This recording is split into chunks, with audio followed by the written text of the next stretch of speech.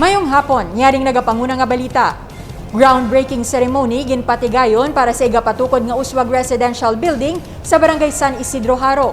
Kag gin-aprubahan na sa National IATF ang paghatag sa COVID-19 booster shot para sa mga medical frontliners, person with comorbidities kag senior citizens.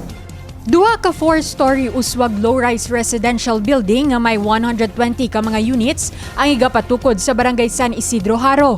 Isa ini sa mga proyekto nga kabahin sa Wheels program sang lokal nga panguluhan, kaupod ang SM Development Corporation, SM Prime Holdings Incorporated, Department of Human Settlements and Urban Development, CFC Angkop Global Foundation kag Balay Filipino Communities. 120 ka mga pamilyang Ilonggo ang magabenepisyo sa sini nga proyekto kag magapaydalom sa screening sang Iloilo City Urban Poor Affairs Office ukon Ikupaw. Tinutuyo sang lokal nga panguluhan nga mabuligan kag matagan sa pulian ang mga informal settlers sa syudad.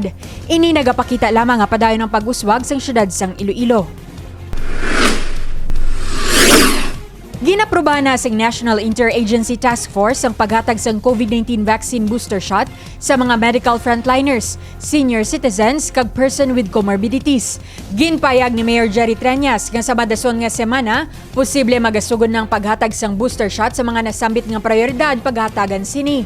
Dugang man sang alkalde nga AstraZeneca vaccine ang pag-awsaron sa mga magapabakuna sang booster shot. Samtang, nagapaday naman ang vaccine rollout sa mga Megavac site kag community vac site. Subong nga adlaw Nobyembre 5, bukas sa mga vaccination site sa syudad para sa mga residente kag hindi residente nga mga kabataan nga nagayedad 12 tubtub 17 anyos nga luyag mag-walk-in agud makapabakuna kontra COVID-19. Sarang mapadulungan ang SM City Iloilo kag Mega World Transport Hub. Ang dugang mga balita bantayan karon alas 6 sa gabi sa Level Up Patrol. Ako si Divine Singh.